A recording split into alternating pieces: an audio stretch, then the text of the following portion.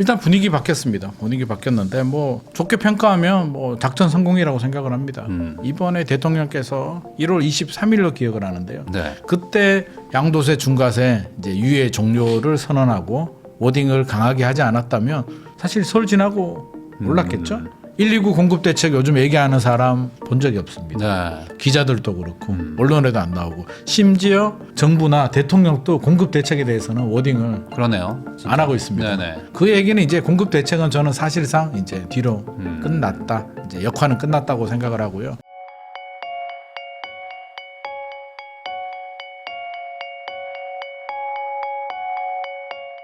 안녕하세요. 부인남TV의 부인남입니다. 오늘은 부동산 시장의 흐름을 가장 정확하게 짚어주고 계시는 분이죠. 김인만 부동산 경제연구소의 김인만 소장님 모시고 지금 현재 부동산 시장 이야기 한번 나눠보겠습니다. 소장님 안녕하세요. 안녕하세요. 네, 또 이제 처음에 또 언급을 하고 가야 되는 게 뭐 지금 세무조사, 뭐 부동산 유튜버 막 턴다는데 저희 둘은 전혀 상관이 없다는.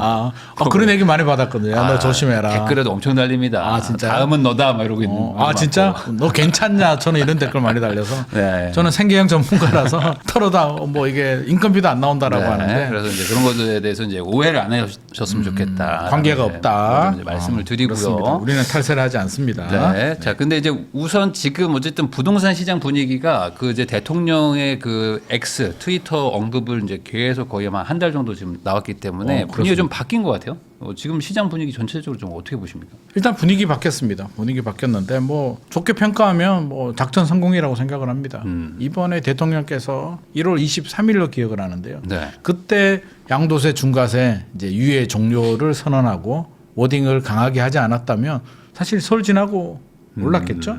입주 물량도 부족하고 그렇죠. 공급 대책도 사실상 뭐 알맹이가 없고 119 공급 대책 요즘 얘기하는 사람 본 적이 없습니다. 네. 기자들도 그렇고 언론에도 안 나오고 심지어 정부나 대통령도 공급 대책에 대해서는 워딩을 그러네요. 진짜. 안 하고 있습니다. 네네. 그 얘기는 이제 공급 대책은 저는 사실상 이제 뒤로 끝났다. 이제 역할은 끝났다고 생각을 하고요. 그렇다면 가만히 내버려뒀으면 이런 분위기에 올랐겠죠. 분양가도 올라가고 유동성도 많고 주식 올라가는 거 보면 사실 그렇잖아요. 몸통은 한 몸통이잖아요. 네. 유동성이라는 몸인데 주식이 이렇게 올라가면 또 주식 팔아서 집 사는 분들도 있었겠죠. 근데 대통령께서 머리가 좋으신 것 같습니다. 이게 흐름 자체를 그냥 큰 노력 안 들이고 그냥 SNS로 그냥 끝내버렸는데 한 달간 계속 지속하다 보니까 심리적으로도 굉장히 압박을 받고 있고 5월 9일이죠. 네. 지나면 이제 양도세 중과세 시행이 됩니다. 마음이 급하죠. 다주택자들 분명히 존재하고 있으니까 팔아야 되는데 생각해보면 시간이 많지 않습니다. 5월 9일이라고 하는데요. 우리가 좀 알아둬야 될 게 그러면 나 5월 8일에 가서 금매 잡을까? 안 되잖아요. 네. 근데 그렇게 아는 분들도 많아요 지금. 네, 여전히. 안 돼. 네네. 왜냐하면 토지거래가가 이제 3주 정도 걸리는데요. 이게 몰리잖아요. 그러면 3주 안에 나온다는 보장이 없잖아요. 이번에 나온 대책의 내용을 보게 되면 5월 9일까지 계약서 작성하고 계약금이 입금이 돼야 됩니다. 네. 그래야 이제 잔금은 4개월, 6개월 유예를 시켜줬는데 5월 9일까지 계약서를 쓰려면 구청에 이제 허가가 나와야 되는데 허가를 받으려면 매매 예약서를 작성하고 신청을 해야 되는데 이게 일반적으로는 4월 중순 정도에 넣으면 되는데 지금 분위기를 보면 4월 중순 또 안심할 수는 없으니까 4월 초 정도는 집어넣어야 돼요. 신청서를. 그러면 3월 말 4월 초가 데드라인이에요. 네. 한 달 남았잖아.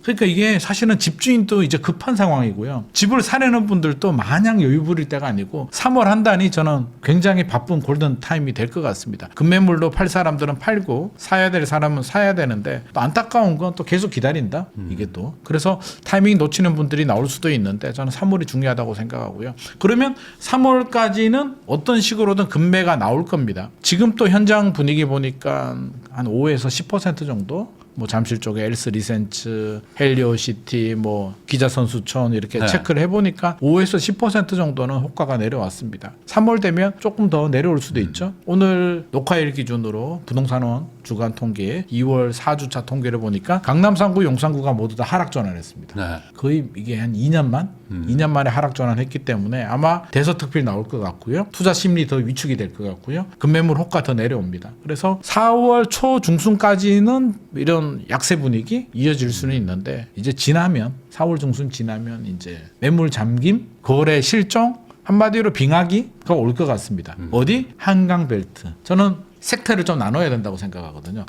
2025년에 많이 올랐는 지금 한강벨트 이야기를 하고 있는 거고요. 한강벨트가 아닌 15억 아래 구간은 사실상 크게 영향 없잖아요. 네. 집주인 입장에서도 자 양도세, 중과세가 부담스럽다는 얘기는 돈 많이 번 사람, 양도 차익이 큰 사람, 한마디로 샀던 가격보다 팔았던 가격이 높은 사람들은 한마디로 한 10억, 20억 남았어. 그러면 일반 세율로 적용이 되느냐, 중과세로 적용되느냐에 따라서 이게 뭐 5억, 그렇죠. 뭐 10억씩 왔다 갔다 할 수도 30%가 있잖아요. 왔다 갔다 하니까.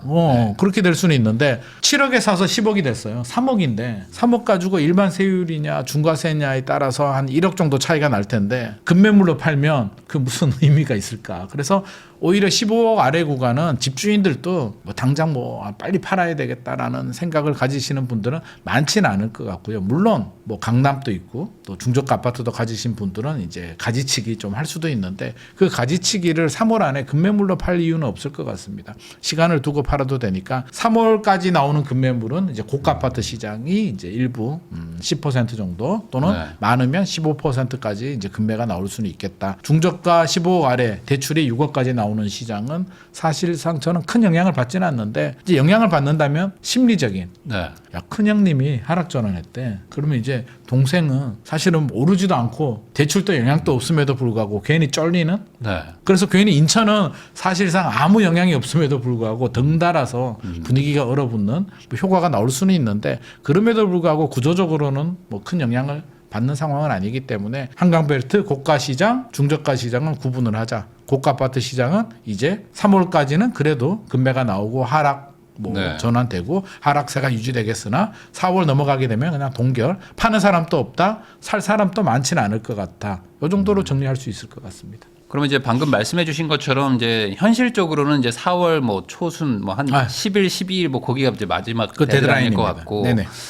과거에도 보면 뭐 종부세 기준일이나 뭐 양도세 중과한다고 할 때 보면 한 달 전에 이제 피크 치고 거의 이제 팔 사람들은 빨리 팔죠. 네. 네. 야 이제 그냥 넘어가자 그냥 버텨보자 뭐 이렇게 가잖아요. 네, 맞습니다. 그러면은 지금 4월 중후반 이후는 매물이 잠긴다고 하셨는데 네. 그 꽤 지금 많은 분들이 5월 8일 뭐 5월 9일 이후로 좀 더 기다리면 더 빠질 거다 뭐 이렇게 생각하시는 분들도 많이 있거든요. 요거는 좀 너무 잘못된 생각일까요? 왜 그럴까요? 그러니까 왜냐면 이제 저는 그 이유가 보유세를 막 더 많이 붙일 거다 막 이렇게 하면서 보유세를 붙이게 되면 영향 받죠. 받는데 자 생각을 해보자고요. 양쪽의 입장을 다 봐야죠. 사려는 분들, 팔려는 분들, 네. 팔려는 분들도 다주택자, 다주택자도 어떤 다주택자, 강남을 여러 채 가진 사람이냐, 강남 한 채에 뭐 수도권이나 중저가 아파트를 또 가진 사람들이냐, 또 비아파트를 가진 사람들이냐 좀 구분을 해야 되는데 일단은 강남에 한 세 채 가졌다고 우리가 생각을 해보게 되면 많이 남았어요. 팔 네. 생각이 있었어. 근데 중과세 한 대, 그럼 이 기회에 팔아야겠다. 뭐 10억 정도 차이가 나니까 한 2, 3억 내리는 건 문제가 아니야. 이런 분들은 당연히 팔겠죠. 팔아야 됩니다. 그래서 파는데 자 5월 9일이 지났어. 실질적으로는 저는 4월 중순 넘어가게 되면 이제 끝났다고 생각하는데 그러면 이제 82.5% 확정이잖아요. 네. 10억 남았는데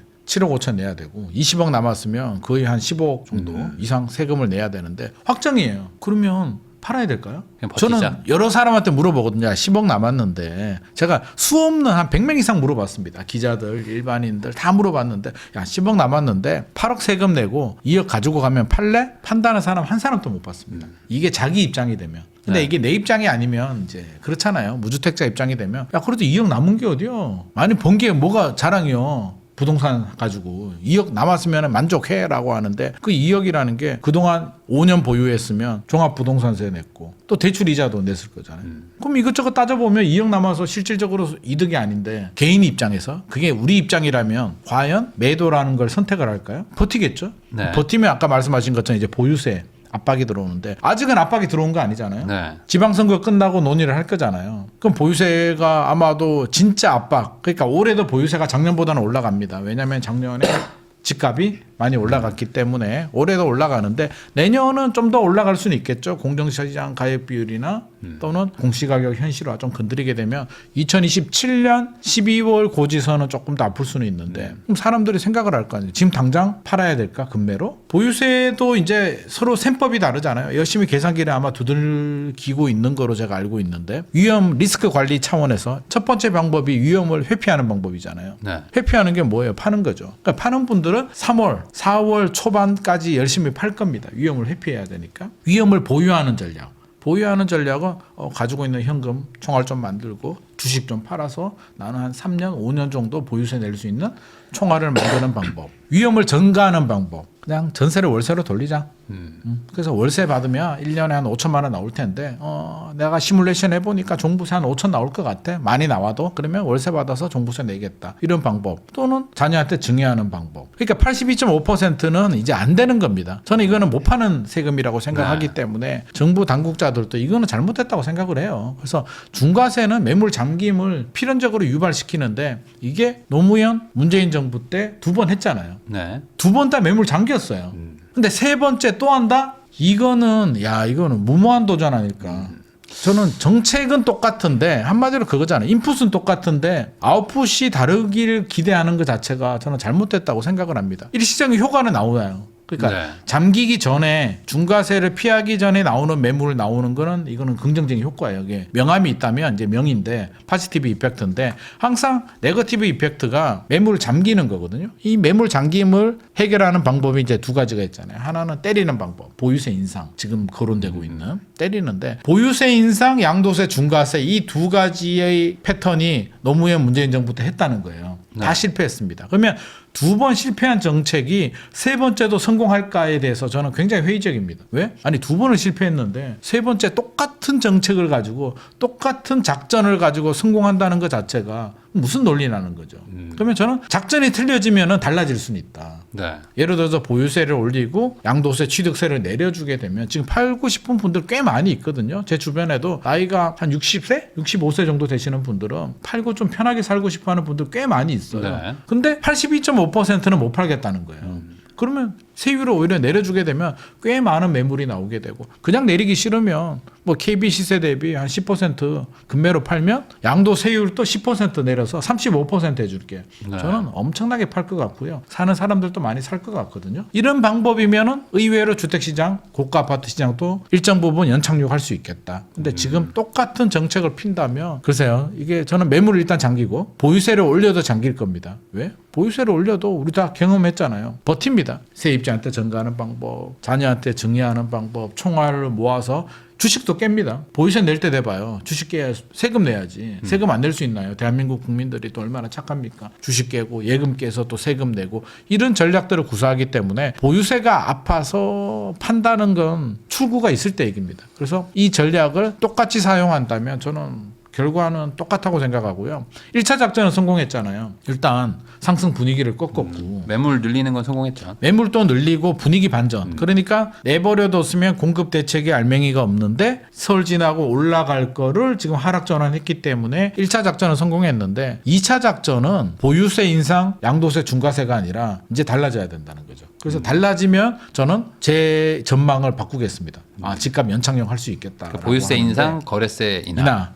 근데 그게 아니라 보유세 인상, 거래세 인상 똑같이 간다면 저는 결과는 뭐 노무현 문재인 정부와 똑같다고 생각합니다. 과거에는 이제 매물이 그 정책 실현되고 나서부터 한 10분의 1에서 많은 지역 한 20분의 1 정도로 이제 줄었거든요. 네. 매물도 줄고 거래도 막 그 정도로 줄었는데 그러면은 이제 대부분의 사람들은 뭐 살 사람도 없고 팔 사람도 없고 대출도 안 나오는데 그러면은 이제 버티면 결국에 보유세가 이제 부담되는 사람들이 그 세금을 내고서라도 그냥 팔 것이니까 계속 버텨보자. 그런 마음으로 사실 문재인 정부 때도 집 안 사고 기다리셨던 분들이 많았는데 결과는 반대로 올랐단 말이에요. 올랐죠. 그럼 왜 오르냐 이것도 설명을 해주셔야 될 것 같아요. 기다리면 왜 오르느냐? 그러니까 잠기면 뭐 그래도 오르냐. 이게 이제 우리는 항상 가격을 볼 때 이제 수요와 공급으로 보잖아요. 네. 공급만 먼저 보겠습니다. 공급을 보게 되면 공급은 2개가 있죠. 입주 물량이라는 게 있고 이제 매물, 다주택자들이 내놓는 매물이 있는데 입주 물량은 확정이잖아요. 입주 물량이 뭐 부족한 건 이거는 팩트? 뭐 이거는 돌이킬 수 없는. 그러니까 올해 입주 물량이 약 부동산 R114 통계를 보게 되면 한 2만 8천 호 정도 약 작년이 한 4만 3천 호 정도 됐으니까 35% 정도 줄어들었는데 여기에 임대 물량 청년주택들 빼고 나면 한 18,000호, 17,000호 정도 내년에는 11,000호 정도로 줄어듭니다. 자, 입주 물량이 절대적으로 줄어드는 건 굉장히 안 좋은 거죠. 그러면 이걸 해소할 수 있는 방법이 이제 매물을 나오게 하는 방법인데 5월 9일 지나면 일단 매물은 잠기잖아요. 네. 못 파니까 안 판다고 저는 못 판다고 생각합니다. 이거는 80% 떼이고 아니 우리 동업을 해도 5대 5인데 이거는 팔은 이거 너무하잖아. 국가가 해주는 게 뭐가 있다고 안 됩니다. 그러면 자 일단 공급 없죠. 공급 실종입니다. 빙하기가 옵니다. 공급이 안 나와요. 그러면 수요가 더 줄어들면 돼요. 간단하잖아요. 수요인데 수요도 두 가지가 있죠. 하나는 절대 수요, 인구. 그러면 지방에서 올라오는 수요 차단, 가구수 분화 차단. 야 결혼하지 마 5년 동안. 네. 니들 결혼해서 집이 지금 더 필요하니까 전세 월세지 모자라니까 결혼 금지. 시댁이나 뭐 처갓집에서 살아 이렇게 하는 거죠. 니들 안 돼. 결혼 혼인 신고도 안 돼 너. 이런 정책을 피든지. 지방에서 올라오는 거 안 돼 금지. 네. 허가받아. 토지거래가처럼 너 왜 서울에 들어가? 저 취직해가지고 지방 가서 취직해. 이렇게 한다든지 하면 원천 봉쇄, 절대 수요를 봉쇄할 수 있는데 사실 웃자고 한 얘기고 현실적으로 불가능하잖아요. 그러면 끊임없이 지방에서 서울로 유입이 됩니다. 최근에 2년 동안 경기도 인구가 10만 명이 늘어났습니다. 어디서 늘어났겠습니까? 지방에서 수도권으로 올라오는 분들, 서울의 집값이 비싸서 신혼부부들 떠밀려가는 분들입니다. 그러면 결국에는 이 수요 이동, 가구수 분화는 저는 막을 수 없다고 생각합니다. 서울에서 신혼부부가 1년에 한 4만 2천 건 정도 혼인신고를 합니다. 그러면 쉽게 말해서 이제 반반이라고 한다면 2만 가구가 집을 사고 2만 가구가 전세로 간다면 수요가 끊임없이 분화가 되잖아요. 그러면 서울은 1년에 지방에서 올라오는 분들까지 고려해 본다면 1년에 한 5만 가구 정도는 기본적으로 완전 순 공급이 돼줘야 되는데 서울은 또 재건축 재개발이기 때문에 순 공급도 안 됩니다. 네. 그래서 밸런스 자체가 첫 번째 안 맞고 두 번째는 이제 수요자들이 이제 심리가 그래 사지 말자 우리 단합을 해가지고 이 기회에 공급이 부족한 게 뭔 의미가 있어. 우리가 그냥 아예 안 사서 아예 제로로 만들어버리면 매수자들이 아예 없어버리면 뭐 똑같잖아. 집값이 어떻게 올라? 우리가 안 사면 되지라고 하지만 그게 어떻게 됩니까? 그중에는 또 사고 싶은 사람들이 있는데 그럼 매수자들 마음은 지금은 관망인데 아마 물어보면 다 그 얘기 할걸요? 집값 어떻게 될 것 같아요? 올해는 잘 모르겠어요. 뭐 떨어질 수도 있겠죠. 10년 후 어떻게 될 것 같아요? 10년 후에 서울 집값은 올라가지 않을까요? 10이면 10명 다 똑같은 얘기를 합니다. 하락을 주장하시는 분들도 10년 후에 집값 어떻게 될까 물어보면 10년 후에 서울 집값은 올라간다라고 얘기를 합니다. 그러면 필요한 분들은 분명히 존재하는데 학군 수요가 있을 수도 있고요. 아까 앞서서 말씀드린 신혼부부 수요가 있을 수도 있고요. 무주택으로 살다 보니까 너무 스트레스 받아서 문재인 정부 5년 기다렸는데 벼락거지가 되신 분들 그 상처가 아직도 남아있는 분들이 있고 작년에도 3번의 파동이 있었는데 지금 또 일시적으로 안정이 되고 있는데 이걸 가지고 이제 집값 안정됐으니까 나는 전세로 계속 살면 될까? 답이 나올까요? 안 됩니다. 전세 매물이 없어요. 그러니까 이게 저는 결정적인 문제라고 보는데 자, 세입자 입장에서 보면 마음이 편하고 안 사면 되는데 무주택자라는 얘기는 전세로 살고 있다는 기본을 거예요. 좀 전세 전세로 월세로. 생각하죠. 그럼 이분들이 그러니까 수요라는 게 생각해 보자고 집을 사는 수요가 이제 다주택자가 주택을 늘리는 수요는 저는 이제 거의 없다고 봅니다. 네. 바보도 아니고 강남에 2채 있는 사람이 3채 4채 가지는 건 그거는 뭐 불가능하죠. 그건 바보잖아. 취득세만 13.4%. 그러니까 그건 바보잖아. 네, 차라리 네. 그럴 바에는 다른 걸 사든지 다른 투자하지 뭐하러 해. 그거는 재테크를 진짜 못하는 사람이 아무 생각 없이 사는 거고 말이 안 됩니다. 그러면 무주택자나 1주택자 갈아타기인데 양극화 더 심해지면 심해졌지. 네. 그렇잖아요. 뭐 지방에서 서울 또 수도권 내 서울 내에서 양극화 계속 진행 중입니다. 그러면 저는 수요는 내가 지금 마포 살고 있는데 떨어지면은 송파나 강남 쪽으로 들어가 볼까? 이런 분들 반드시 존재하고요. 또 다른 수요들도 존재하는데 말씀하신 것처럼 좋아. 안 올라갈 것 같아. 전세 사러. 전세가 현장에 나가보면 매물이 씨가 말랐습니다. 네. 진짜로 매물 찾기 어렵습니다. 그럼 왜 전세는 또 이렇게 됐을까를 또 우리가 원인 분석을 좀 해야 돼요. 그러면 전세 시장이 앞으로도 계속 안정이 돼요. 그러면 전세 살아도 네. 전세 살고 내가 주식 투자를 잘해가지고 코인을 잘해서 자산을 불리면 사실 주식이 수익률은 더 좋잖아요. 원래 수익이 더 부동산보다 더 좋은 종목입니다. 잘하면 그렇게 해도 되는데 자 전세 얘기 좀 해보죠. 대통령께서도 이제 그 말씀을 하셨습니다. 다주택자가 집을 팔면 전세가 불안해진다. 그 말이 안 된다. 왜 말이 안 되냐면 이제 제가 대통령 말씀을 좀 인용을 하자면 다주택자가 집을 팔아요. 그러면 토지거래가구역이니까 무주택자가 집을 삽니다. 전세 매물은 하나 줄어들었잖아요. 전세 공급. 왜? 팔렸으니까. 팔리고 누군가가 샀으니까 줄어들고 세입자가 하나 튕겨 나왔는데 어느 누구의 세입자 무주택자가 그 집을 사니까 총 합은 제로섬이 아닌가. 매물 하나 없어지고 수요도 하나 없어지니까 똑같아 라는 논리인데 물론 이게 뭐 계산적으로 맞는데 이게 맞아떨어지려면 전제 조건이 그 세입자가 그 집에 살고 있는 세입자가 그 집을 사주게 되면 제로섬이 되죠. 그게 가능하죠. 네, 그게 완벽한 계산이고요. 근데 현실은 모든 그 집에 살고 있는 세입자가 그 집을 산다? 이거는